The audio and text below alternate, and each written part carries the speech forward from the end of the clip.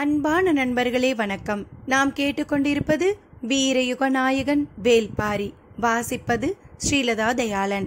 போன பகுதியின் தொடர்ச்சியாக பாண்டியனின் பேரரங்கிலிருந்து ஆயுதங்களை ஏற்றிக்கொண்டு வண்டிகள் வெளியான பிறகுதான் மற்ற இரு ஆயுதவாரிகளுக்கும் செய்தி சென்று சேர்வதைப் போல பார்த்து கொண்டான் கருங்கைவாணன்.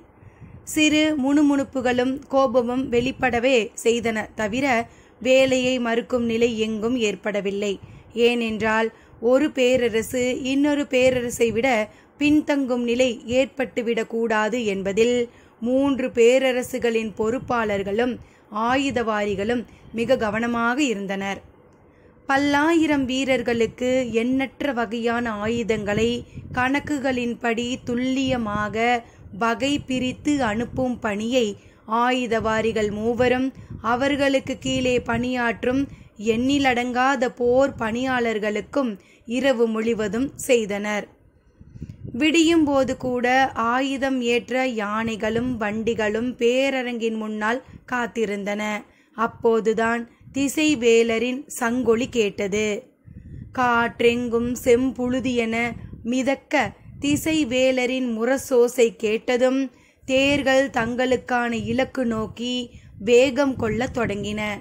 கருங்கைவாணன் மிக கவனமாக திட்டங்களை வகுத்து அவற்றை சேனை முதலிகளுக்கும் தளபதிகளுக்கும் விளக்கி இருந்தான். அனைத்து படை பிரிவுகளையும் எதிரியின் படையை தாக்க பயன்படுத்தினால் மூஞ்சலின் பாதுகாப்புக்கு என்ன ஏற்பாடு என்று கேள்வி எழுப்பப்பட்டது. மூஞ்சலை வேந்தர்களின் கவசப்படையும் அகப்படையும் காத்தால் போதும். எதிரிகள் யாரும் இன்று மூஞ்சலை நெருங்க எந்தவித வாய்ப்பும் இல்லை. ஒருவேளை சிறு குழு ஏதாவது நெருங்கினால் இந்த படையால் அவர்களை எளிதில் வீழ்த்த முடியும் என்றான். காற்றின் துணை கொண்டு தாக்கும் அம்பை எதிரிகள் பயன்படுத்தினாலும் நமக்கு எந்த பாதிப்பும் நிகழப்போவதில்லை. ஏனென்றால் நமது படை எதுவும் தொலைவில் நிற்கப் போவது இல்லை. மொத்த படையும் எதிரிகளை சூழ்ந்துதான் நிற்கப் போகிறது என்றான். கருங்கைவாணனின் திட்டம் வேந்தர்களைப் போல தளபதிகளுக்கும் சேனை முதலிகளுக்கும் பெரும் நம்பிக்கையை உருவாக்கியது. போர்க்களத்தில் தாக்குதலுக்கும் இழப்புகளுக்கும் பின் நம்பிக்கை அளிக்கும் திட்டம் தீட்டப்படுமே ஆனால் அது பல மடங்கு ஆற்றலோடு செயல்பாட்டுக்கு வரும். வேந்தர் படையின் செயல்பாடு இன்று அப்படித்தான் இருந்தது. பரம்பு படை நிலை கொண்டுள்ள இடத்திற்கு மேற்கு பகுதியில் காரமலை உள்ளது. அந்த திசை தவிர பிற 3 திசைகளிலும் முழுமையாக வேந்தர் படை பரம்பு படையை சுற்றி வளைத்தது. ஈக்கி மணலும் கருமணலும் உள்ள தட்டியங்காட்டு நிலத்தில் குதிரைகளால் வெகு தொலைவுக்கு விரைந்து ஓட இயலாது. அதை கணித்து ஒரே மூச்சில் குதிரைகளை ஓட்டி பரம்பு படையின் பின்புறம் சென்று சேர்க்க வேண்டும். அதை தொடர்ந்து மற்ற வீரர்கள் அணி அணியாக பின்தொடர்ந்து தங்களுக்குரிய இடத்தில் நிலை கொள்ள வேண்டும். இடைப்பகுதிக்கும் பின்பகுதிக்கும் எவ்வளவு முடியுமோ அவ்வளவு விரைவாக போய் சேர வேண்டும். அந்த விரைவே இன்றைய தாக்குதல் உத்திக்கான அடிப்படையை உருவாக்கும் என்று கூறியிருந்தான் கருங்கைவாணன். அவனது திட்டம் அப்படியே செயல்படுத்தப்பட்டது. தாக்கி முன்னேறும் தனது திட்டத்தை தொடங்காமல் நிறுத்தி கொண்டான் முடியன். எதிரிகள் என்ன செய்கிறார்கள் என்பதனை உற்று கவனித்தான். வேந்தர் படை பரம்பு படையை நெருங்கவோ ஆயுதங்களால் தாக்கவோ முற்படவில்லை. ஆனால் முழுமையாக சூழ்ந்து அணிவகுத்து கொண்டிருந்தது. இந்த நேரத்தில் குதிரையில் ஏறி பரம்பு படை முழுமையும் சுற்றி வந்தான் முடியன். எதிரிகளின் தளபதிகள் பலரும் அவன் கண்ணில் பட்டனர். ஆனால் கருங்கைவாணன் மட்டும் அவன் கண்ணில் படவே இல்லை. இவ்வளவு விரிவாக திட்டமிட்டிருப்பதால் அவன் முன்னணியில்தானே நிற்க வேண்டும். எங்கே போனான் என்று சிந்தித்த வண்ணம் பரம்பு படையின் பின்பகுதியை வந்து அடைந்தான் முடியன். அங்கே தேக்கன் நின்று கொண்டிருந்தான். தேக்கனின் பாதுகாப்புக்காகத்தான் அவனை பின்புற வரிசையில் நிற்குமாறு முடியன் சொல்லியிருந்தான். ஆனால் இப்போது அவன் இருக்கும் திசையிலும் எதிரிகள் சூழ்ந்து நிற்பதால் அவனும் முன்வரிசையில் நிற்பவனாக மாறினான். தேக்கனின் அருகில் வந்ததும் குதிரையை விட்டு இறங்கினான் முடியன். அப்போது நாகக்கரட்டிலிருந்து நீல்கொம்பின் சுழி ஓசை கேட்டது. அதிர்ச்சியோடு நாகக்கரட்டை திரும்பி பார்த்தான். வெளிப்படுத்தப்படுவது சுழியோசைதானா என்பதனை மறுபடியும் கூர்ந்து கவனித்தான். ஆபத்தை முன் உணர்ந்ததும் நீள்கொம்பின் சுழியோசைதான் அது. சற்றே கோபத்தோடு, எதிரிகள் நமது படையை சூழ்ந்துவிட்டால் ஆபத்து என்று பொருள் கொண்டு விடுவதா என்று தேக்கனை பார்த்து கேட்டான். ஓசை கேட்ட திசையையே பார்த்து கொண்டிருந்தான் தேக்கன். பின்பு சொன்னான், ஆபத்து இங்கில்லை, அங்கு. முடியன் சற்றே மிரட்சியோடு மீண்டும் நாகக்கரட்டை பார்த்தான். இறுக்கிக் கொடியின் பால் கொண்டு காட்டப்படும் குறிப்பு குளவன் திட்டை நோக்கி காண்பிக்கப்பட்டு கொண்டு இருந்தது. ஏற்பட்டுள்ள ஆபத்தை பாரிக்கு தெரிவித்து கொண்டிருக்கின்றனர் நாகக்கரட்டின் மீதிருந்த கூவல் குடியினர். அத்தியாயம் 99. எதிரி படையை சூழ்ந்து முற்றுகையிடுவது என்பது தாக்குதல் போரில் உச்சமானதோர் உத்தி. ஏறக்குறைய முழு முற்றாக எதிரியை அழித்துவிட முடியும் என்ற நிலையில்தான் இப்படி ஒரு உத்தியை கையாள முடியும். பரம்பு படை வலுவிழந்த நிலையில் இல்லை. வேந்தர் படை மிக வலிமையோடும் இல்லை. அப்படி இருந்தும் கருங்கைவாணன் இப்படியொரு உத்தியை ஏன் தேர்வு செய்தான்? வேந்தர்கள் எப்படி இதற்கு ஒப்புதல் வழங்கினர் என்ற ஐயத்தின் பிடியில் இருந்து ஆயுதவாரியால் மீளவே முடியவில்லை. கேட்டு அறிந்து கொள்ளும் சூழலும் இல்லை. போர் தொடங்கும் முரசின் ஓசை கேட்டும் கூட படைக்கல பேரரங்கின் முன்னால் ஆயுதங்களை பெற்று செல்லும் வண்டிகள் வருவது குறையவில்லை. கருங்கைவாணன் வகுத்த உத்தியில் ஒரு பகுதிதான் எதிரி படையை முற்றுகையிடுவது, இன்னொரு பகுதி எதிரியின் எல்லைக்குள் துணிந்து நுழைவது. இரண்டையும் ஒரு சேர வகுத்திருந்தான். இன்றைய தாக்குதலின் கூர் முனையாக பரம்பின் விற்படையைத்தான் இலக்கிட்டான்.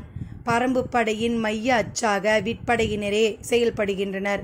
விற்படையினரின் ஆற்றலை குறைத்து அவர்களை வீழ்த்துவது மட்டுமே பரம்பின் பிற படைகளை வெற்றி கொள்ள வழிவகுக்கும் என முடிவு செய்து அதற்கான திட்டத்தை தீட்டினான். வேந்தர்களின் யானை படை எந்த நேரத்திலும் பரம்புக்குள் நுழைய ஆயத்த நிலையில் இருந்தது.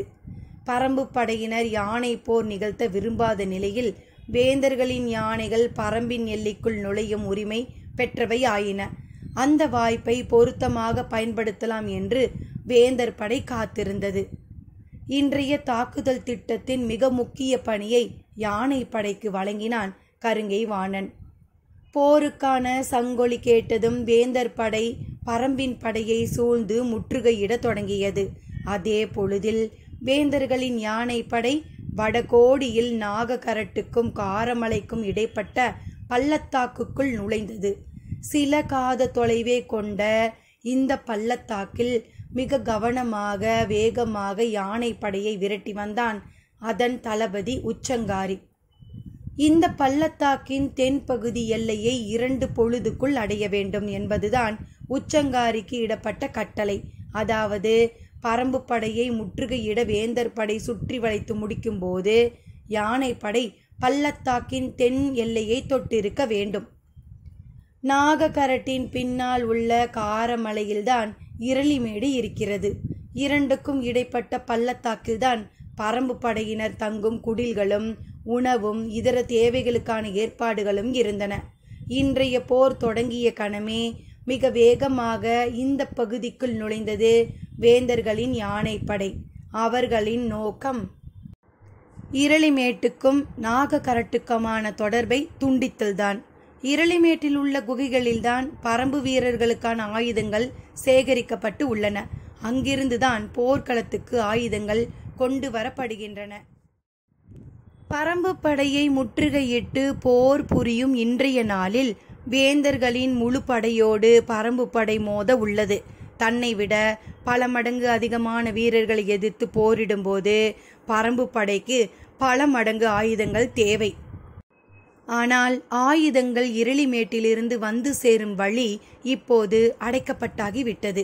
அதனால் நண்பகலுக்கு மேல் பரம்பு வீரர்களின் அம்பராத்தூணியில் அம்பு எதுவும் மிஞ்சாது. பிற வகை ஆயுதங்களும் போதிய அளவு இருக்காது. சூழப்பட்ட பரம்பு படை ஆயுதங்களின் போதாமையால் முழு வேகத்தோடு தாக்குதலை தொடுக்க முடியாது. இதுவே அவர்களை நசுக்கி அழிக்க சிறந்த வழி என உத்தியை வகுத்திருந்தான் கருங்கைவாணன். போர் தொடங்கிய வேகத்தில் உச்சங்காரியின் யானை படை பள்ளத்தாக்கில் விரைந்து முன்னேறியது. அங்கு வீரர்களோ தடுப்புகளோ எதிரிகளின் யானை படையோ இல்லாத நிலையில் உச்சங்காரியின் வேலை மிக எளிதாக மாறியது. கருங்கைவாணன் கூறிய நேரத்தை விட விரைவாக தென்கோடிக்கு வந்து சேர்ந்தான் உச்சங்காரி. இப்போது நாகக்கரட்டும் இருளிமேடும் இரு கூறுகளாக பிரிக்கப்பட்டு விட்டன. பரம்பின் ஆயுதங்களும் ஆயுத பொறுப்பாளரான முதுவேலரும் கபிலரும் இருளிமேட்டில் இருக்கும் குகைகளில் இருந்தனர். முரியன் ஆசானும் வாரிக்கையனும் கூவல் குடியினரும் நாகக்கரட்டின் மேல் இருந்தனர். படைக்கு தேவையான பணியை செய்பவர்கள், காயம்பட்டு சிகிச்சை பெறுபவர்கள் என எண்ணற்ற வீரர்கள் இரு பக்கமாக பிரிந்து இருந்தனர். நாகக்கரட்டின் மீதிருந்த வாரிக்கையன் தான் எதிரிகளின் யானைப்படையை என்ன செய்வது என முடிவெடுக்க வேண்டியவன். பரம்பின் யானைப்படை தளபதி வேட்டூர் பழையன் நேற்றைய போரில் இறந்துவிட்டான். பரம்பின் யானைகளும் அதன் வழிகாட்டிகளுமான தந்தமுத்தத்துக்காரர்கள் 2 குன்றுகளுக்கு அப்பால் நிறுத்தி வைக்கப்பட்டு உள்ளனர். அவர்கள் வந்து தாக்குதலை தொடுக்க வேண்டுமென்றால் நீண்ட பொழுதாகிவிடும் என்று சிந்தித்த வாரிக்கையன், செய்தியை முதலில் பாரிக்கு தெரியப்படுத்துங்கள் என்றான். பாரி நிற்கும் குளவன் திட்டின் மேலிருந்து பார்த்தால் எதிரில் இருக்கும் தட்டியங்காட்டு பரப்பு முழுமையாக தெரியும். இடதுபுறமாக நாகக்கரடும் அதன் பின்னணியில் இருக்கும் இருளுமேடும் தெரியும். ஆனால் நாகக்கரட்டுக்கும் இருளிமேட்டுக்கும் நடுவில் இருக்கும் பள்ளத்தாக்கு தெரியாது. எனவே யானை படைகள் பள்ளத்தாக்குக்குள் நுழைந்ததை பாரியால் குளவன் திட்டிலிருந்து பார்க்க முடியாது. அதனால்தான் பாரிக்கு செய்தியை தெரிவிக்க கூவல் குடியினருக்கு உத்தரவிட்டான் வாரிக்கையன். இறுக்கிச் செடியின் பால் கொண்ட குறியீட்டை காட்டியபடி கூவல் குடியினரின் நீள்கொம்பு சுழியோசை குளவன் திட்டுப்பட்டு எதிரொலித்தது. அதுவரை தட்டியங்காட்டில் சுற்றி வளைக்கும் எதிரிகளின் படையை பார்த்து கொண்டிருந்த பாரி ஓசை கேட்டவுடன் நாகக்கரட்டு பக்கம் திருப்பி பார்த்தான். பள்ளத்தாக்குக்குள் ஏற்பட்டுள்ள ஆபத்து என்னவென்று தெரியவில்லை. இகுலிக்கிழவன் பின்புறம் சற்று தள்ளியிருக்கும் பாறை ஒன்றை கை காட்டியபடி சொன்னான். அவ்விடம் போய் பாருங்கள், பள்ளத்தாக்கு தெளிவாக தெரியும். பாரியும் காலம்பனும் உடன் நின்றிருந்த கூவல் குடியினரும் அந்த பாறையை நோக்கி விரைந்தனர். அங்கே என்ன வகையான ஆபத்து ஏற்பட்டுள்ளது என்பதனை அறிய நாகக்கரட்டை நோக்கி வீரர்களை அனுப்பினான் முடியன். எதிரிகளின் தேர் பரம்பு படையை முழுமையாக சுற்றி வளைத்து நின்றது. ஈக்கி மணலில் இவனது குதிரைகளால் அதிக தொலைவு பாய்ந்தோட முடியாது என தெரிந்தும் படையை சுற்றி வளைத்து நிற்கிறான் என்றால் இவனுக்குரிய பாடத்தை நாம் புகட்டியே ஆக வேண்டும் என்று சொல்லியபடி குதிரையில் வேகமாக ஏறினான் முடியன். கொஞ்சம் பொறு, ஆபத்தை அறிய சென்ற வீரர்கள் வரும் வரை தற்காப்பு போரை நடத்துவோம். அது என்ன வகை ஆபத்து என அறிந்த பிறகு தாக்குதல் போரை தொடங்குவோம் என்றான் தேக்கன். பரம்பு படையை முற்றுகையிடும் துணிவு இவனுக்கு எங்கிருந்து வந்தது? எண்ணிக்கையில் பெருங்கூட்டம் என்பதால் தானே ஏறி வந்து நிற்கிறான். பாறைகளை உருட்டும் பேய்க்காற்றை போல இவனின் படை வீரர்களின் தலைகளை உருட்டி தள்ளுவோம் என்று கத்தியபடி புறப்பட ஆயத்தமானான் முடியன். அவசரப்படாதே நில் என கத்தினான் தேக்கன். இல்லை, இப்போது பொறுமையுடன் தற்காப்பு போரை நடத்தினால் நாம் அஞ்சிவிட்டோம் என எதிரி புரிந்து கொள்வான். நம்மீதான தாக்குதல் மிக கடுமையானதாக இருக்கும். நாம் இப்போது ஏறி தாக்கினால் மட்டுமே அவனது வேகத்தை சீற்றத்தையும் முறித்து கொள்ள முடியும். நாம் அஞ்சாதவர்களாக இருப்பது முக்கியமல்ல, அஞ்சாதவர்களாக இருக்கிறோம் என காட்டிக்கொள்வது போர்க்களத்தில் மிக முக்கியம் என்றான் முடியன். உனது வேகத்தையும் தாக்குதலையும் நீ தீர்மானி, அவன் தீர்மானித்த ஒன்றை நோக்கி நகராதே என்று உரத்த குரலில் சொல்லிவிட்டு தனது கையில் இருக்கும் ஈட்டியை மண்ணில் அழுத்தி குத்தியபடி முடியனின் கண்களை உற்று பார்த்தான் தேக்கன். பரம்பு ஆசானின் பார்வையை அவ்வளவு எளிதில் யாரும் கடந்துவிட முடிவதில்லை. முடியனாக இருந்தாலும் மடங்க வேண்டியதோர் இடமுண்டு. இழுத்து பிடித்த குதிரையின் கடிவாளத்தை விரல்கள் விடுவித்தன. தேக்கனை இமைக்காமல் பார்த்துவிட்டு சொன்னான், சரி, நாகக்கரட்டிலிருந்து செய்தி வந்து சேரும் வரை தற்காப்பு போரையே நடத்துகிறேன். நீங்கள் படையின் நடுப்பகுதிக்கு செல்லுங்கள். முடியனின் சொல் கேட்டு பணிந்து நடந்தான் தேக்கன். தேக்கனின் சொல் கேட்டு விரைந்து சென்றான் முடியன். இகலிக்கிழவன் சொன்ன பாறையின் உச்சியில் ஏறி நின்று பார்த்தான் பாரி. இருளிமேட்டுக்கும் நாகக்கரட்டுக்கும் நடுவில் யானை படை நிரம்பி நின்றது. தட்டியங்காட்டில் முழு படையையும் சூழ்ந்து தாக்க திட்டம் தீட்டியுள்ளனர். இன்னொரு புறம் ஆயுதங்களை போர்க்களத்திற்கு கொண்டு செல்ல விடாமல் தடுக்கும் உத்தியை செயல்படுத்துகின்றனர் என்று பாரி எண்ணிக்கொண்டு இருக்கையில் காலம்பன் இறைஞ்சி கேட்கும் குரல் ஒலித்தது. நான் களமிறங்க இப்போதாவது அனுமதி வழங்கு பாரி என்றான். அனுமதிக்கிறேன், ஆனால் தட்டியங்காட்டுக்கல்ல, பள்ளத்தாக்குக்கு என்றான் பாரி. பெரும் மகிழ்ச்சி அடைந்தான் காலம்பன். திரையர் குலம் எதிரிகளின் யானை படையை முழுமுற்றாக அழித்தொழிக்கும் என்று சொல்லியபடி புறப்பட போகிறவனை பார்த்து பாரி சொன்னான். நான் யானை படையை அழிக்கச் சொல்லவில்லை. அதிர்ந்து நின்றான் காலம்பன். இப்போது அந்த படையை அழிக்க வேண்டிய தேவை ஏதும் நமக்கில்லை. இருளிமேட்டிலிருந்து தட்டியங்காட்டுக்கு ஆயுதங்களை கொண்டு செல்ல வழிவகுத்தால் போதும். எனவே யானை படையோடு நாம் போரிட வேண்டாம். வேறென்ன செய்வது என காலம்பன் கேட்க, அனங்கன் எங்கே என்றான் பாரி. காலம்பனுக்கு புரிந்தது. பின்புறம் இருந்த மலைக்குன்றை கை காட்டி, பெருங்காட்டெருமை மந்தையோடு அந்த குன்றில் நிற்கிறான் அனங்கன். மேலே இருக்கும் காரமலை முகட்டை கை காட்டி இன்னொரு காட்டெருமை மந்தையோடு செதிலன் அந்த முகட்டில் நிற்கிறான். எதிரி வேறு திசையில் மேலேறிவிடக் கூடாது என்பதால் அங்கு நிற்க சொன்னேன் என்றான். சரி, அனங்கனுக்கு உத்தரவிடு. காட்டெருமை மந்தையை இருளிமேட்டுக்கு நேராக கீழே இறக்கி யானை படையை இரு கூறாக்கு. இருளிமேட்டில் இருக்கும் ஆயுதங்களை நடுப்பகலுக்குள் தட்டியங்காட்டுக்கு கொண்டு போய் சேர் என்றான். சொல்லிக் கொண்டிருக்கும் போதே காலம்பன் வெளிப்படுத்திய சீல்கை ஒளி அனங்கன் இருக்கும் குன்றில் எதிரொலித்தது. கன நேரத்திற்குள் மறு ஓசை மேலே இருந்து கீழே வந்தது. மந்தை நகரத் தொடங்கிவிட்டது. நான் உடனடியாக எதிர் திசைக்கு போகிறேன். அப்போதுதான் எந்த இடத்தில் மந்தையை கீழே இறக்குவது என்பதனை தெளிவாக சொல்ல முடியும் என்று சொன்ன காலம்பன், திமிரி பாயும் காட்டெருமை மந்தையை கண்டால் யானை தெரித்து ஓடும். எனவே பள்ளத்தாக்கில் இறங்கிய வேகத்தில் படையை பிளந்து பாதையை உருவாக்கிவிடலாம். ஆனால் அதைவிட முக்கியம், காட்டெருமை மந்தையை கொண்டே நூற்றுக்கணக்கான யானைகளை மடக்கி நிறுத்திவிடலாம். பழக்கப்படுத்தப்பட்ட யானைகள் மிகவும் கோழைகள். காட்டெருமையின் கனைப்பொலியை கேட்டு அவை தேங்கி நின்றுவிடும். எந்த பாகனாலும் நகர்த்தி செல்ல முடியாது. எண்ணற்ற யானைகளை நாம் வசப்படுத்தி பயன்படுத்தி கொள்ளலாம் என்றான். நம்மிடம்தான் போதுமான யானைகள் இருக்கின்றனவே, பிறகு நமக்கு எதுக்கு யானைகள் என்றான் பாரி. தந்தமுத்துக்காரர்களிடம் 40-50 யானைகள் தான் இருக்கின்றன என்று கேள்விப்பட்டேன். அவை போதுமா? சின்ன சிரிப்போடு பாரி சொன்னான். நீதான் பழக்கப்படுத்தப்பட்ட யானைகளை கோழைகள் என்று சொல்லிவிட்டாயே, பிறகு எப்படி நம் படையில் அவற்றை சேர்க்க முடியும்? என்ன சொல்வதென்று தெரியவில்லை. சரி என தலையாட்டியபடி எதிர் திசையில் உள்ள மலை நோக்கி ஓடத் தொடங்கினான் காலம்பன். தற்காப்பு போரை தொடங்கினான் முடியன். வேந்தர்களின் படையோ முழு வேகத்தோடு தாக்குதலை தொடங்கியது. காலையில் பள்ளத்தாக்குக்குள் யானை படை முழுமையும் சென்றதனை உறுதிப்படுத்திய பிறகுதான் தட்டியங்காட்டு போர் முனைக்கு வந்தான் கருங்கைவாணன்.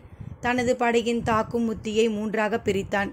நெற்றி பகுதியே வலிமையான தாக்குதலை முன்னெடுக்கும் ஆற்றல் வாய்ந்தது. அதற்கு அவனே தலைமை ஏற்றான். வலக்கை பகுதியில் இருந்த படைப்பிரிவுக்கு துடும்பனையும், இடக்கை பகுதியில் இருந்த படைப்பிரிவுக்கு உருமன் கொடியையும் தலைமையேற்க செய்தான். கருங்கைவாணன் நெற்றி பகுதியின் முன்படையில் வந்து நின்றதும் முடியனும் அந்த திசையையே தேர்வு செய்தான். வலக்கை பக்கம் ராவதனையும் இடக்கை பக்கம் உதிரனையும் தலைமையேற்க செய்தான். தாக்குதல் தொடங்கிய கணமே வேந்தர்களின் படை ஆற்றலின் உச்சத்தை வெளிப்படுத்தி கொண்டு இருந்தது. தட்டியங்காட்டு போரில் எதிரியை வீழ்த்த இன்றைய நாளே சிறந்தது என உறுதியாக நினைத்தான் கருங்கைவாணன்.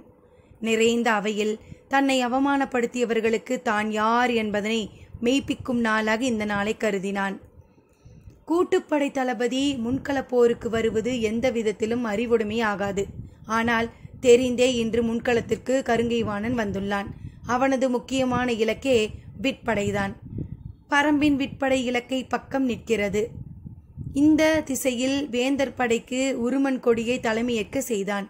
வேந்தர் படையின் மிக வலிமையான கவச அணி வீரர்கள் 10க்கு மேற்பட்ட சேனை முதலிகளை உருமன் கொடிக்கு கீழே நிறுத்தினான்.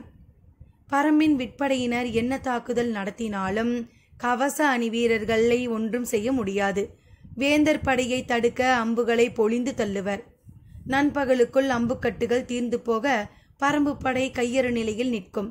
அதே நேரம் பரம்பின் விற்படையை எதிர்த்து வலிமையான தாக்குதல் நடக்கிறது என்பதனை மற்றவர்கள் அறியாமல் இருக்க கருங்கைவாணனே தானே நெற்றி பக்கம் உள்ள படைக்கு தலைமையேற்றான். இயல்பாகவே கருங்கைவாணன் எந்த திசையில் வந்து நிற்கிறானோ அந்த திசையே கவனத்தை ஈர்க்கும். மூவேந்தர்களின் தலைமை தளபதிக்கு எதிராக முழு ஆற்றலையும் குவித்து பரம்பு மக்கள் போர் புரிவர். ஆனால் பரம்பின் விற்படையினர் மீது வேந்தர் படை நடத்தி கொண்டிருக்கும் வலிமை மிகுந்த தாக்குதல் உடனடி கவனத்தை பெறாமல் போகும். போர்க்களத்தில் தாக்குதலின் போக்கு திசை மாற சில கணங்களே போதுமானவை. ஒரு முறை திசை மாறிவிட்டால் அதன் பிறகு பழைய நிலைமைக்கு கொண்டு வர பேரிழப்பை சந்திக்க வேண்டி இருக்கும். இவ்வளவு திட்டமிட்ட கருங்கை வாணன் பரம்பின் விற்படை தளபதி உதிரேனை பற்றி அறிந்திருக்கவில்லை. வேந்தர் படையின் தாக்கும் ஆற்றலை பன்னிரு வகையான வில் கொண்டு முறித்து தள்ளும் மாவீரன் அவன். இழுபடு நான்கள், விடுபடு விசை, அலையலையாய் மேலும் அம்புகளால் காற்றையே கட்டுப்படுத்த முயல்பவன். போர் தொடங்கிய பிறகு வேந்தர் படையின் குதிரைகள் குடித்த நீரை விட உதிரனின் விற்படையினருடைய அம்புகள் குடித்த குருதி அதிகம். வில்லே மலை மனிதர்களின் தலையாய ஆயுதம். காட்சியை பார்த்தலின் மூலமும் ஓசையை கேட்டலின் மூலமும் இலக்கை வீழ்த்தும் ஆற்றல் கொண்டவன் வில்லாளி மட்டுமே. பகலி அம்பும் விரி அம்பும் செலுத்த தெரிந்த விற்படையினரை எதிர்கொண்டு நிற்கும் படை இதுவரை இந்த மண்ணில் இல்லை. மூங்கில் அம்பு பறவையை துளைக்கும், விரி அம்பு பனையை துளைக்கும், பகலி அம்பு பாறையை துளைக்கும். குறுங்காது முயலின் குருதி தோய்ந்த நாணிலிருந்து பரம்பு வீரர்கள் விடுவிக்கும் பகலி அம்பை எதிர்கொள்ளும் கவசம் எவனிடமும் இல்லை. ஆனாலும் பரம்பின் விற்படைக்கு முழு விசையோடு ஏறி தாக்கும் அனுமதியை இன்று வரை முடியன் வழங்கவில்லை. மூஞ்சலின் இருப்பிடம் மிக தொலைவில் உள்ளது. குதிரை படையால் தான் அவ்வளவு தொலைவுக்கு சென்று மூஞ்சலை தாக்க முடியும். எனவே ராவதனுக்கே மூஞ்சலை நோக்கி முன்னேற அனுமதி கொடுக்கப்பட்டது. முன்னகர்ந்து வரும் எதிரி படையை தடுத்து பின்னுக்கு தள்ளும் வேலை மட்டுமே உதிரனுக்கு வழங்கப்பட்டது. அப்படி இருந்தும் இதுவரையிலான போரில் அவன் நிகழ்த்திய அழிவை பரம்பின் வேறெந்த படைப்பிரிவும் நிகழ்த்தவில்லை.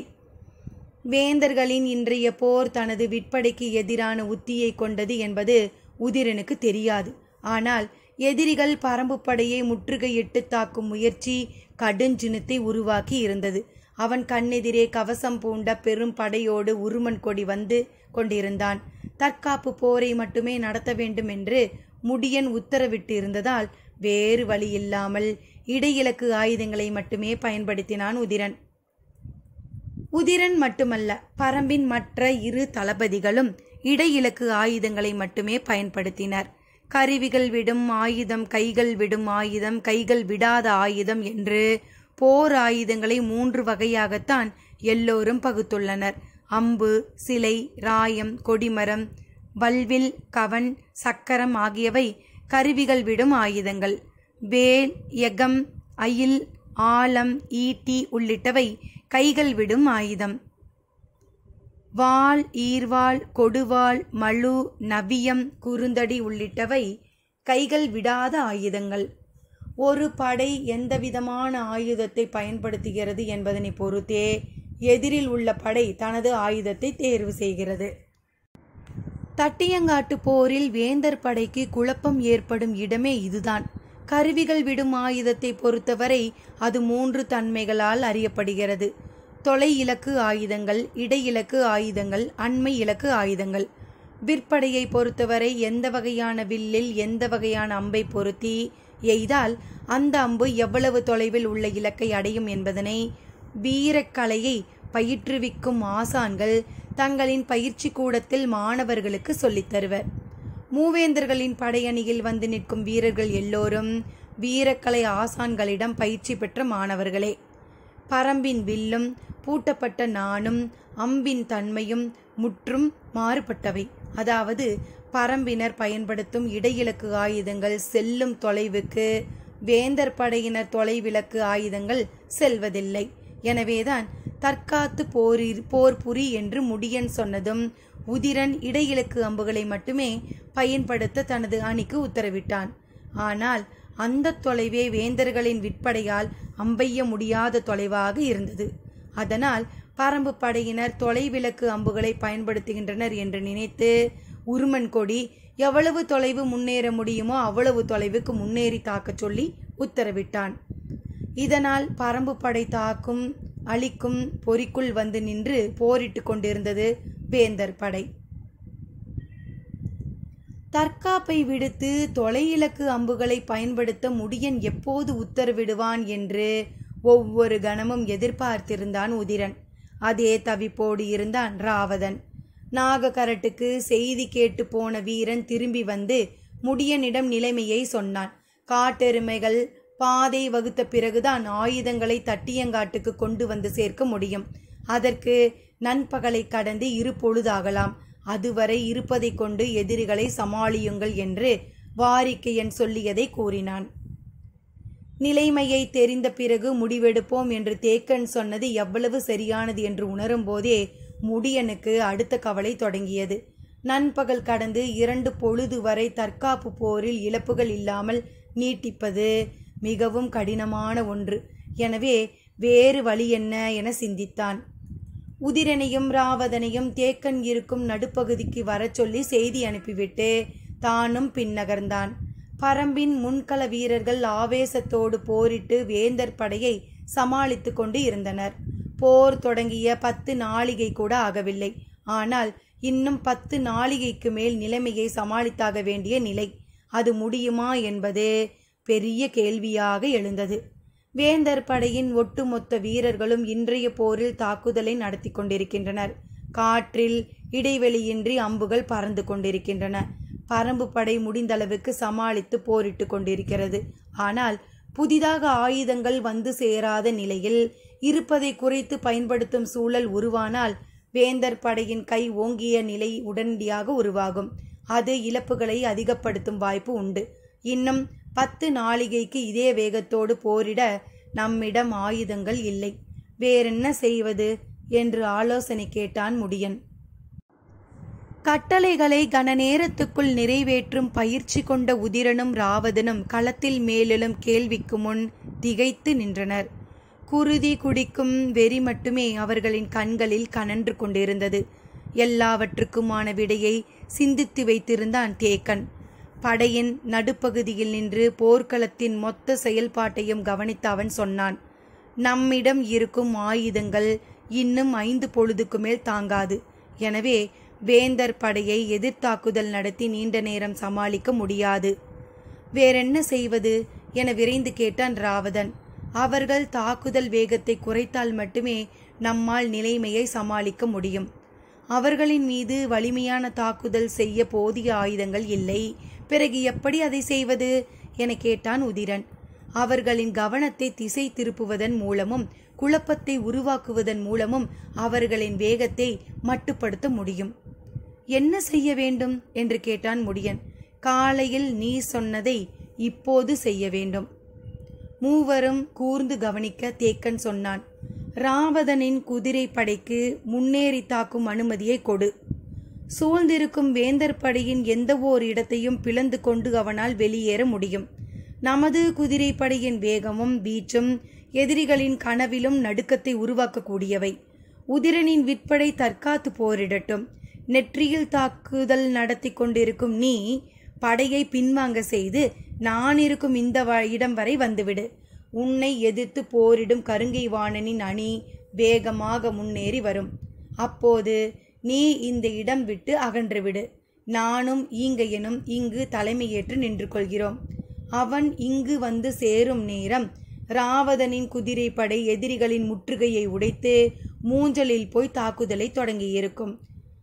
இங்கு வந்து சேரும் கருங்கைவாணன் என்னை பார்க்கும் போதே பின்னணியில் மூஞ்சலை தாக்க பெருந்திட்டம் நடந்து கொண்டிருக்கிறது என நினைப்பான். நான் கொடுக்கும் ஓசையின் மூலம் அவன் அதை மேலும் உறுதிப்படுத்தி கொள்வான். அவனது கவனம் முழுவதும் மூஞ்சலை நோக்கி திரும்பும்.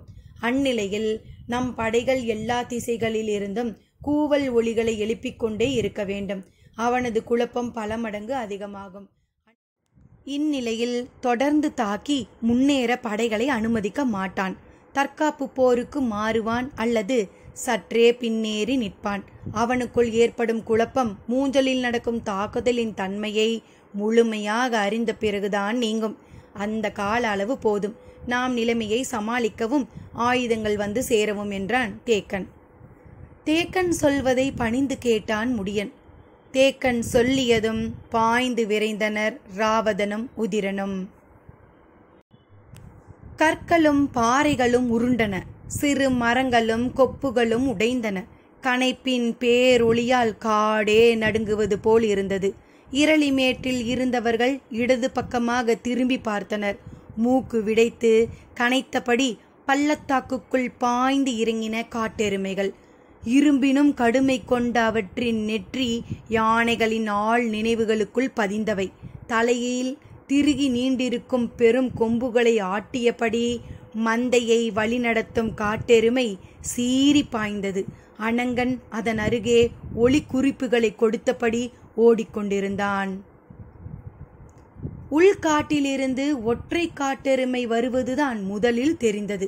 பின்னால் அனங்கன் ஓடிக்கொண்டிருப்பதை கபிலர் மட்டும் கவனித்தார். சிறிது நேரத்தில் பெரும் மந்தை ஒன்று கீழ் நோக்கி இறங்கியது. காட்டையே சரித்து இறக்கும் அதன் வேகத்தை பார்த்தபடி இருந்த முதுவேலர் சட்டென திரும்பி பள்ளத்தாக்கை பார்த்தார். அடர்த்தியாக அணிவகுத்து நின்று கொண்டிருந்த யானைகள் முன்னும் பின்னுமாக மிரண்டு ஓடத் தொடங்கின.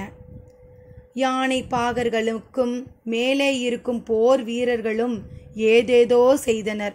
ஆனால் கன நேரத்துக்குள் யானைகளை காட்டின் நினைவுகள் ஆக்கிரமிக்க தொடங்கின. இறுகிய பாறை போன்ற உடலும் இரும்பென முன் நெற்றியும் இணையில்லாத கொம்புகளும் கொண்ட காட்டெருமைகள் தாவி குதித்து வரும்போது தளர்ந்த சதையும் தொங்கும் தோளும் கொண்ட யானைகள் தம் தந்தங்களை மட்டும் நம்பி நின்றுவிட முடியாது. கனைப்பொலியை காதில் கேட்ட கணத்திலிருந்தே பிளிரல் தொடங்கியது.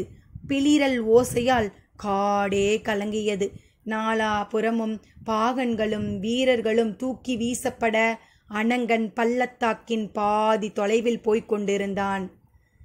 இரளிமேட்டிலிருந்து முதுவேலரும் கபிலரும் பார்த்து கொண்டிருந்தனர்.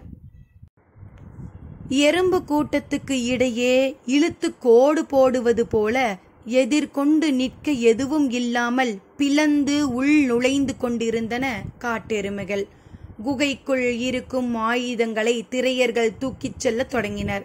பெருவண்டிகளில் ஏற்றும் ஆயுதங்களை ஒவ்வொரு வீரனும் தனித்தனியே சுமந்து சென்றான். காட்டெருமை மந்தை பாதி தொலைவு உள்ளே போனபோது காலம்பனும் அவன் தோழர்களும் மந்தைக்கு பின்னே வேகமாக ஓடினர். இவர்கள் அங்கு எதற்கு ஓடுகின்றனர் என்று கபிலரும் முதுவேலரும் உற்று பார்த்தனர்.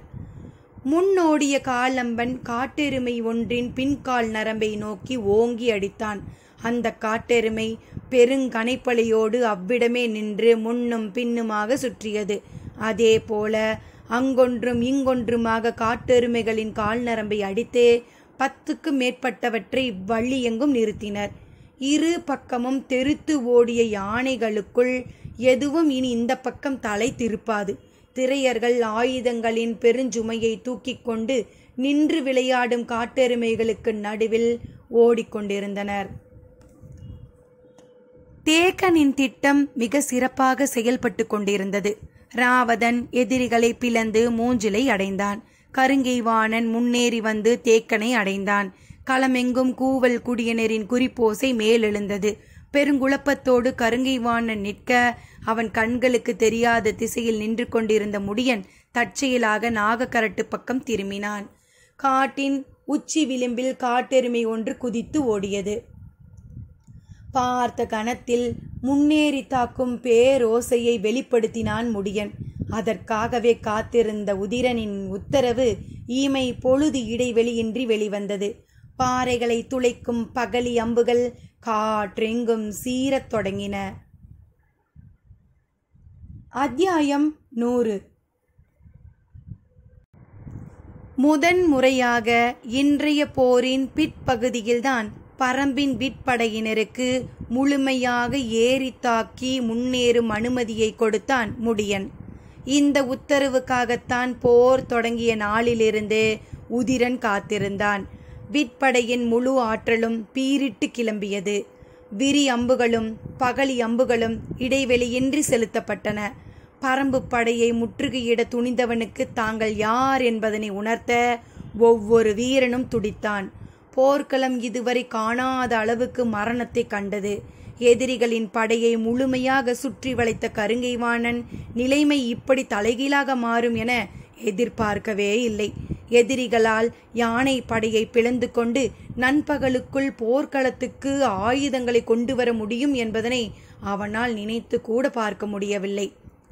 பரம்பு படையின் தாக்குதல் எல்லைக்குள் வேந்தர் படையின் முன்கள வீரர்கள் பெரும்பான்மையானோர் சிக்கிக் கொண்டனர். பேரழிவுக்கு பின்னரே நிலைமையை உணர முடிந்தது. ஆனால் உடனடியாக படையை பின்வாங்க முடியவில்லை.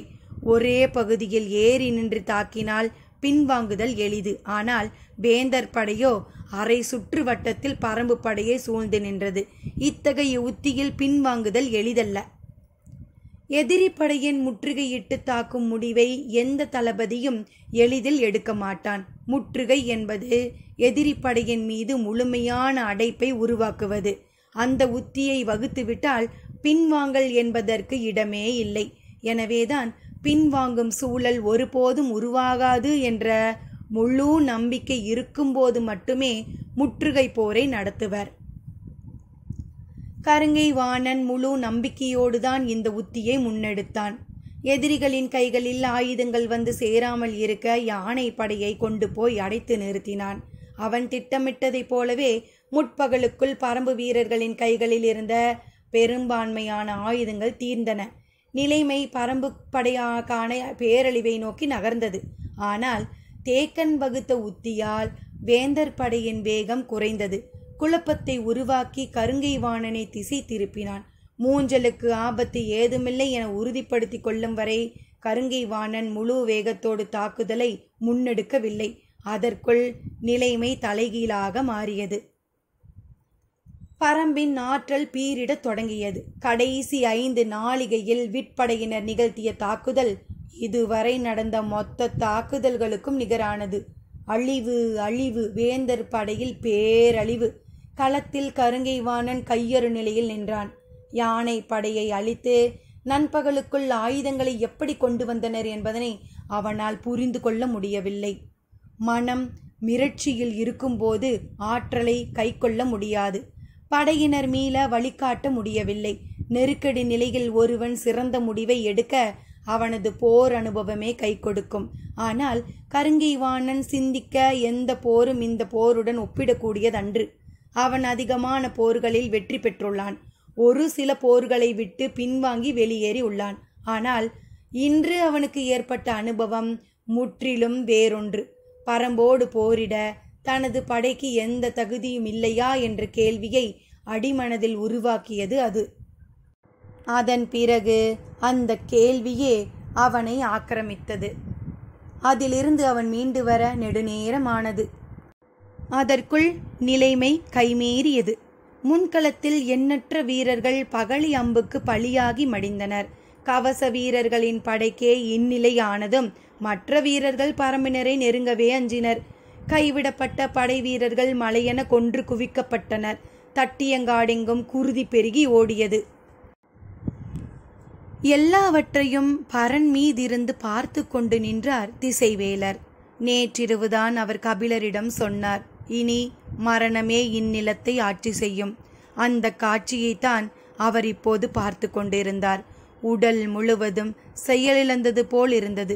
கண்விழி உயிரற்று அசைந்து கொண்டிருந்தது. ஆனாலும் நாளிகை கோளினை பார்த்தபடி தன் கைகளை மெல்ல உயர்த்தினார். முரசின் ஓசை எங்கும் எதிரொலித்தது. தட்டியங்காட்டின் 4ஆம் நாள் போர் முடிவுக்கு வந்தது. மலையடிவாரமெங்கும் விரட்டப்பட்ட யானைகள் சிதறி திரிந்தன. நண்பகலுக்கு பிறகு யானை படை முற்றிலும் கட்டுப்பாட்டை இழந்தது.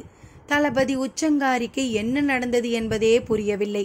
திடீரென யானைகள் மிரளத் தொடங்கின. நடுப்பகுதி யானைகள் பாகன்களின் கட்டுப்பாட்டை மீறி மிரண்டு திமிரின. பயம் கொள்ளும் யானையின் பிளிரல் தனித்துவமாக தெரியக்கூடியது.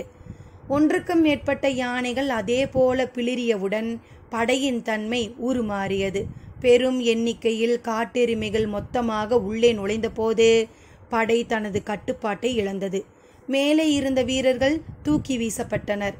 நாலாபுறமும் யானைகள் சிதறி ஓடின. காட்டுக்குள் ஓடத் தொடங்கிய யானையின் மீது பாகனோ வீரனோ உட்கார முடியாது. எல்லோரும் உயிர் பிழைத்தால் போதும் என்ற நிலையை அடைந்தனர். காரமலையின் கீழ்ப்பகுதி முழுக்க வேந்தர் படையின் யானைகளும் வீரர்களும் தவித்து அலைந்தனர். எதிரி நாட்டுக்குள் போரிட நுழைந்தவர்களின் பிடிப்பட்டவர்களை முழுமையாக அழித்தொழிப்பதே மரபு. ஆனால் பரம்பின் தரப்பில் சொல்லப்பட்டு விட்டது, உயிர் பிழைக்க ஓடும் பாகன்களையோ வீரர்களையோ கொல்ல வேண்டாம் என்று. போரிடுபவர்களை மட்டுமே எதிர்கொள்வோம். அஞ்சி ஓடுபவர்களை அழிப்பது வீரமாகாது. நடுப்பகலிலிருந்து வேந்தர்களின் வீரர்கள் நாலா பக்கமும் ஓடிக்கொண்டிருந்தனர். மாலையில் போர் முடிவுற்றதன் அடையாளமாக முரசின் ஓசை பரண்மேலிருந்து வெளிப்பட்டது. இன்றைய போர் வேந்தர்களுக்கானதாக இருக்கும் என்ற நம்பிக்கையில் தொடங்கி பரம்புக்கானதாக முடிவுற்றது. பரம்பு வீரர்கள் பெருமகிழ்வோடு போர்க்களத்திலிருந்து திரும்பிக் கொண்டிருந்தனர். கபிலர் இரளிமேட்டில் பாட்டாப்பிரையில் அமர்ந்திருந்தார். வழக்கமாக போர் முடிவுறும்போது நாகக்கரட்டின் மீதிருந்து நிலைமையை பார்ப்பது வழக்கம். ஆனால் இன்று இரளிமேட்டில் இருந்து விட்டார். சிதறுண்ட யானைகள் எங்கும் அலைவது ஒரு காரணம். இன்னொரு காரணம் நேற்று திசைவேலர் கூறிய சொற்கள். போர்க்களத்தின் பேரழிவை கண்கொண்டு பார்க்க முடியாத நிலையில் இங்கேயே இருப்போம், எல்லோரும் வந்து சேரட்டும் என்று அமர்ந்திருந்தார். பொழுது மறையத் தொடங்கியது. வீரர்களின் ஓசை மலையெங்கும் கேட்டுக்கொண்டிருந்தது. கபிலரின் மனக்கண்ணில் அனங்கனே நிலை கொண்டிருந்தான். எவ்வியூரின் வடதிசையில் ஏதோ ஒரு காட்டுக்குள் நுழைந்தவன் இத்தனை காட்டெருமைகளோடு எப்படி இங்கு வந்து சேர்ந்தான்? மனிதனின் பேராற்றலை எப்படி புரிந்து கொள்வது? மீண்டும் அவன் காரமலையில் ஏறிவிட்டதாக சொல்கிறார்கள். அவனை கண்டு பேச வேண்டும் என தோன்றியது. ஆனால் அதற்கான வாய்ப்பு கிடைக்குமா என தெரியவில்லை. எண்ணங்கள் ஓடிக்கொண்டிருக்கையில் கபிலரின் முன்னால் வந்து வணங்கி நின்றான் ஒருவன். எண்ணங்களிலிருந்து விடுபட்டு அவனை பார்த்தார் கபிலர். முதலில் வேந்தர் படையை சேர்ந்தவன் என தோன்றியது. ஆனால் போர் வீரனுக்குரிய அடையாளங்கள் எவையும் அவனிடம் இல்லை. யாராக இருக்கும் என்ற சிந்தனையிலேயே வணங்கிய அவனுக்கு வாழ்த்துச் சொன்னார்.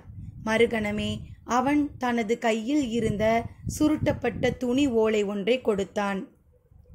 தான் யார் என்று சொல்லாமலேயே ஏன் இதை கொடுக்கிறான் என்று நினைத்தபடியே வாங்கி அதை விரித்து பார்த்தார். பார்த்த கணத்தில் பேரதிர்ச்சிக்குள்ளானார் கபிலர். சிறிது நேரத்தில் அவரின் கண்களில் நீர் பெருகியது. என் தலைமாணவி பொற்சுவை என்று உதடுகள் துடித்தபடியே உச்சரித்தன. என் பெயர் காராளி என்று வந்தவன் தன்னை அறிமுகம் செய்து கொண்டான். தான் வெங்கல் நாட்டை சேர்ந்தவன் என்றும் போரில் ஈடுபடாத 6 ஊர்களில் ஒன்றை சேர்ந்தவன் என்றும் தன்னை பற்றி கூறினான். அவன் வரைந்த ஓவியம்தான் அது. அவளே திரைசீலைக்கு பின்னால் நின்று பார்ப்பது போல இருந்தது. ஓவியத்தை விட்டு கபிலரின் பார்வை நகரவில்லை. உள்ளுக்குள் எண்ணங்கள் பீரிட்டு கொண்டிருந்தன. காராளியின் சொற்களை மனம் பெரிதாக கவனம் கொள்ளவில்லை. சற்றே அவசரத்தோடு காராளி தொடங்கினான். இளவரசி உங்களை காண வேண்டும் என காத்திருக்கிறார். அதற்கு உங்களின் அனுமதி வேண்டி வந்தேன். காராளியின் சொல் கேட்டு திடுக்கிட்டார் கபிலர். இந்த போர் சூழலில் அவர் ஏன் என்னை காண வேண்டும்? காராளியிடம் பதிலில்லை. சற்று நேரம் கழித்து போர் முடிவுற்றவுடன் காணலாம் என்று சொல். இல்லை ஐயா, அவர் உங்களை காண விரும்புவதே போர் குறித்து பேசத்தானாம். போர் தொடங்கும் முன்பே உங்களிடம் அழைத்து போகச் சொன்னார். நானும் கடந்த 5 நாட்களாக பெருமுயற்சி செய்து வருகிறேன். அதற்கான வாய்ப்பே கிட்டவில்லை. இன்று நடுப்பகலுக்கு பிறகுதான் வாய்ப்பு கிட்டியது. எப்படி என்று கேட்பதை போல இருந்தது கபிலரின் பார்வை. நடுப்பகலுக்கு பிறகு வேந்தர்களின் யானைப்படை சிதறி ஓடியது. காடெங்கும் வேந்தர் படையின் வீரர்கள் உயிர் பிழைக்க இங்கும் அங்குமாக ஓடிக்கொண்டிருக்கிறார்கள். இதுதான் பொருத்தமான நேரம். இதை பயன்படுத்தி உள்ளே நுழைந்தால் யாரும் ஐயம் கொள்ள மாட்டார்கள் என்றுதான் இன்று வந்து சேர்ந்தேன் என்றான். அவனது அக்கறையும் அறிவு கூர்வையும் கபிலரை ஈர்த்தன. ஆனாலும் தயக்கத்துடனே இந்த சூழலில் இங்கு வருவது அவருக்கு ஆபத்தாக அமைந்து விடாதா? ஓர் ஆபத்தும் வராது. நிலைமை குழப்பத்தில் இருக்கும் போதே அவரை அழைத்து வருதல் சிறந்தது. யாருக்கும் எந்தவித ஐயமும் வராது என்றான். தேக்கனிடமோ முடியனிடமோ கலந்து பேசிவிட்டு சொல்லலாம் என முடிவு செய்தார். வழக்கமாக அவர்கள் வந்து சேரும் நேரம் கடந்துவிட்டது. ஆனாலும் இருவரும் வந்து சேரவில்லை. காராளியோ பொழுதாகி கொண்டிருப்பதால் சற்று பதற்றத்தோடு இருந்தான். அப்போது இரளிமேட்டின் குகை பகுதியிலிருந்து வேகமாக கீழிறங்கிக் கொண்டிருந்தான் ராவதன். அவனை பார்த்து தேக்கனும் முடியனும் ஏன் இன்னும் வந்து சேரவில்லை என்று சத்தம் போட்டு கேட்டார் கபிலர். தேக்கனுக்கு சற்று ஓய்வு தேவைப்படுவதால் இங்கு வரவில்லை. அவருக்கான குடிலிலேயே தங்கிவிட்டார். அவரை கண்டு பேசுவதற்காக முடியன் அங்கு போயுள்ளார். அவர்கள் இருவரையும் பார்க்கத்தான் நான் போகிறேன். எதுவும் சொல்ல வேண்டுமா என்று கேட்டுக்கொண்டே நடந்தான் ராவதன். அவசர வேலையாக போய்க் கொண்டிருக்கிறான் என்று சிந்தித்த கபிலர், இல்லை, வந்தவுடன் நேரில் பேசிக்கொள்கிறேன் என்றார். என்ன முடிவெடுப்பது என தெரியவில்லை. குழப்பம் சற்று அதிகமானது. காராளியின் பதற்றமும் அதிகமானது. நான் விரைந்து போய் சேர வேண்டும். அப்போதுதான் இரவுக்குள் இளவரசிக்கு செய்தி சொல்ல முடியும் என்று வற்புறுத்தி கேட்டான். மீண்டும் அவனை கூர்ந்து பார்த்தார் கபிலர். நாளையோ நாளை மறுநாளோ இதே பொழுதில் அழைத்து வருகிறேன், அனுமதி கொடுங்களையா என்றான். மனம் முடிவெடுக்க முடியாமல் குழம்பிய நிலையில் தலை மட்டும் சம்மதித்து அசைந்தது. கால் தொட்டு வணங்கி விடைபெற்றான் காராளி. தட்டியங்காட்டின் பேரழிவுக்கு முன் செய்வதறியாது நின்றிருந்தான் கருங்கைவாணன். பொழுதும் மங்கி இருள் சூழ்ந்தது. தீப்பந்தங்களோடு உடல்களை அப்புறப்படுத்தும் வேளையில் கணக்கற்றோர் ஈடுபடுத்தப்பட்டனர். எங்கும் மரணத்தின் பேரோலம். ஈடுபடும் குரல்கள் உயிரை உதற முடியாமல் துடித்து தவித்தன. கருங்கைவாணனால் கூடாரத்திற்குள் இருக்கவும் முடியவில்லை, வெளியில் வந்து நிற்கவும் முடியவில்லை. தலைமை தளபதியின் போர் உத்தி தோல்வியடைந்தால் ஏற்படும் இழப்புகள் எவ்வளவு கொடியவை என்பதனை இன்றைய போர்க்களம் உணர்த்தி கொண்டிருந்தது. யானைப்படை தளபதி உச்சங்காரி என்ன ஆனான் என்ற செய்தி ஏதும் இதுவரை கிட்டவில்லை. யானைப்படையை எப்படி நடுப்பொழுதுக்குள் கலைத்தனர் என்பதும் புரியவில்லை. காட்டெருமைகள் யானைப்படைக்குள் நுழைந்த இடத்தை பார்த்த வீரர்கள் யாரும் உயிரோடு இல்லை. முன்னும் பின்னுமாக இருந்த யாருக்கும் என்ன நடந்தது என்பது விளங்கவில்லை. பெருந்தாக்குதலால் படையை சிதறடித்து செய்துவிட்டார்கள் என்பதுதான் புரிந்தது. கருங்கைவாணன் குழம்பி தவித்து வேதனையில் மூழ்கி கொண்டிருந்தான். வழக்கமாக வேந்தர்கள் கூடி பேசும் நேரம் நெருங்கிவிட்டது. ஆனால் யாரும் இன்னும் மைய கூடாரத்திற்கு வந்து சேரவில்லை. வேந்தர்களை கண்டு என்ன சொல்ல போகிறோம் என்பது புரியவில்லை. கருங்கைவாணன் வாழ்வில் இவ்வளவு மோசமான இழப்பு எந்த ஓர் போர்க்களத்திலும் அவனுக்கு ஏற்பட்டதில்லை. ஏறக்குறைய கையறு நிலையில் அவன் நின்றான். வேந்தர்கள் ஏன் இன்னும் தங்களின் கூடாரங்களை விட்டு மைய கூடாரத்திற்கு வராமல் இருக்கின்றனர் என்பதும் அவனுக்கு புரியவில்லை. குழப்பத்தோடேயே உட்கார்ந்திருந்தான். மூவேந்தர்களும் தங்களின் படைகளுக்கு ஏற்பட்ட பாதிப்பை பற்றிய முழுமையான செய்தியை அறிந்து கொண்ட பிறகு கூடாரத்திற்கு வரலாம் என காத்திருந்தனர். ஏற்பட்டுள்ளது பேரிழப்பு. போர்க்களத்திலிருந்து எண்ணிலடங்காத பிணங்களை வெளியேற்ற வேண்டி இருந்தது. எண்ணிக்கையை கண்டறிவது இரவுக்குள் இயலாது என்று அமைச்சர்கள் தரப்பில் தெரிவிக்கப்பட்டது. போரின் போக்கு பற்றி உதயஞ்சேரலுக்கு மறு சிந்தனை உருவாக தொடங்கியது. பாண்டியனை நம்பி பெரும் படையோடு களம் புகுந்தது சரியா என்ற கேள்வி மேலெழுந்தது. இந்த கேள்விக்கு அடிப்படை காரணம் பரம்பு வீரர்கள் ஒரே நேரத்தில் முற்றுகையை தகர்த்து அளவில்லாத இழப்பை உருவாக்கியதும் யானை படையை சிதறடித்ததும் தான். பரம்பு படைக்கு இதைவிட பெரிய நெருக்கடியை இனி கொடுத்துவிட முடியாது. எனவே இந்த போரின் போக்கு தனக்கான வெற்றி வாய்ப்பை இழக்கத் தொடங்கிவிட்டது என அவன் எண்ணினான். அப்போது கூடாரத்திற்குள் வந்த பணியால் சொன்னான், சோழ பேரரசர் தங்களை காண காத்திருக்கிறார் என்று. தன்னை போல நம்பிக்கை இழந்த நிலையில் அடுத்து என்ன செய்யலாம் என்பதனை பற்றி பேச செங்கன சோழன் வந்திருப்பான் என நினைத்தான் உதயஞ்சேரல். ஆனால் உள்ளே வந்தவனின் முகத்தில் மகிழ்ச்சி தெரிந்தது. உதயஞ்சேரலுக்கு புரியவில்லை. வந்ததும் ஊன்றுகோலை சாய்த்துவிட்டு இருக்கையில் அமர்ந்தபடி செங்கன சோழன் சொன்னான், எல்லாம் நல்லபடியாக முடிந்தது. உதயஞ்சேரலுக்கு புரியவில்லை. முகத்தில் குழப்பமே மிஞ்சியது. அதை உணர்ந்தவாறு செங்கன சோழன் கூறினான், ஈங்க என்னிடம் பேசிக்கொண்டிருக்கிறோம் என்று சொன்னேன் அல்லவா, அது நல்லபடியாக முடிந்தது. உதயஞ்சேரலுக்கு உயிர் வந்தது போல் இருந்தது. உண்மையாகவா? நீங்கள் சொல்வதை செய்ய ஒப்புக்கொண்டு விட்டானா என்று வேகமாக உணர்ச்சி வசப்பட்டு கேட்டான். ஆம் என்று தலையசைத்தான் செங்கன சோழன். அதன் பிறகு உரையாடல் தொடரவில்லை. அமைதி நீடித்தது. என்ன நடந்தது என்று அவன் சொல்வான் என காத்திருந்தான் உதயஞ்சேரல். சற்று நேரத்திற்கு பிறகு செங்கன சோழன் சொன்னான், நாளை இரவு பாரி 10ஆம் குகையில் தங்குகிறான். அங்கே ஈங்கையனின் காவல். உதயஞ்சேரலுக்கு புரிய வேண்டியது புரிந்தது. எழுந்து போய் அவனை கட்டியணைத்து கொண்டான். மைய கூடாரத்தில் வேந்தர்கள் கூடினர். கருங்கை வாணனோடு சேர்த்து மயூர் கிழாரையும் அழைத்திருந்தனர். இருவரும் வந்து வேந்தர்களுக்கு முன் நின்றிருந்தனர். அவர்களுக்கு சற்று பின்னால் தளபதிகளான உருமன்கொடி, துடும்பன், வெறுகாலன், மாகாணகன் ஆகிய 4வரும் நின்றிருந்தனர். இரளிமேட்டின் குகையிலிருந்துதான் ஆயுதங்கள் தட்டியங்காட்டுக்கு வந்து சேர்கின்றன. இரளிமேட்டுக்கும் நாகக்கரட்டுக்கும் நடுவில் இருக்கும் பள்ளத்தாக்கு மிக குறுகியது. யானை படையை கொண்டு போய் அடைத்து நிறுத்திவிடலாம். எதிரிகள் தங்களின் யானைப்படை மூலம் தாக்குதல் தொடுத்தாலும் பகற்பொழுதுக்குள் ஆயுதங்களை குகையிலிருந்து போர்க்களத்துக்கு எடுத்து வந்துவிட முடியாது. ஏனென்றால் பள்ளத்தாக்கு முழுவதும் இருதரப்பு யானைகளுமே ஆவேசம் கொண்டிருக்கும் என்று ஆலோசனையை சொன்னது மயூர் கிழார்தான். எனவே இன்று விளக்கம் சொல்ல வேண்டிய முதல் இடத்தில் அவரும் இருந்தார். கருங்கை வாணனால் வேந்தர்கள் யாருடைய முகத்தையும் நிமிர்ந்து பார்க்க முடியவில்லை. மயூர் கிழாரின் முகமும் மிகுந்த கலக்கத்தில்தான் இருந்தது. ஆனால் நிமிர்ந்தே இருந்தார். ஏன் இவ்வாறு நடந்தது?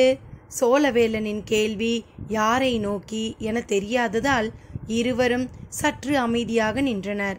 கருங்கை வாணனால் உடனடியாக பதில் சொல்லிவிட முடியாது என்பதால் மயூர் கிழார் பேசத் தொடங்கினார். இவ்வாறு நடக்காது என்பதை நம்மில் யாராலும் ஏன் முன்னாலேயே சிந்திக்க முடியவில்லை? சோழவேலன் கேட்ட கேள்வியை அவையில் இருக்கும் எல்லோரையும் நோக்கிய கேள்வியாக திருப்பினார் மயூர் கிழார். முற்றுகை திட்டத்தை கருங்கை வாணன் முன்வைத்தான். ஆனால் இப்படி தலைகீழாக மாறும் வாய்ப்பிருக்கிறது என யாரும் சிந்திக்கவில்லை. அதனால்தான் மயூர் கிழாரின் கேள்விக்கு யாரும் மறுமொழி சொல்லவில்லை. சிறிது நேரத்திற்கு பிறகு சோழவேலன் கேட்டார், நீ என்ன சொல்ல நினைக்கிறாய்?